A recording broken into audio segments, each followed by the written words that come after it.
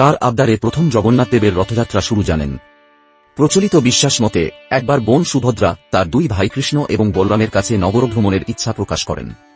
তারপর দুই ভাই সুভদ্রার জন্য একটি বিশাল বড় রথ তৈরি করে।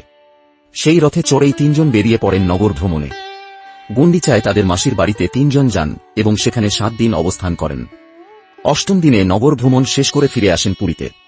এই ঘটনার পর থেকেই প্রতি বছর 3 ভাইবোন রথে করে নগর ভ্রমণে যান এবং তাদের মাসির বাড়িতে থাকেন। বড় ভাই বলরামের রথ সবার সামনে থাকে, বোন সুভদ্রার রথ মাঝখানে এবং জগন্নাথের রথ থাকে পিছনে। জগন্নাথ, বলরাম ও সুভদ্রার রথ 3টি নিমের পরিপক্ক কাঠ দিয়ে তৈরি করা হয়। রথ তৈরিতে কাঠ ছাড়া অন্য কোনো উপকরণ ব্যবহার করা হয় না। জগন্নাথের রথের মোট 16টি চাকা থাকে। এই রথ অন্য দুটি রথের চেয়ে বড় হয়। বিশ্বাস করা হয় যে শুধুমাত্র এই রথযাত্রাকে দেখলেই 1000 যজ্ঞের সমান পূর্ণ ফল পাওয়া যায়। এমন আরও ভিডিও পেতে সাবস্ক্রাইব করুন আমাদের চ্যানেল।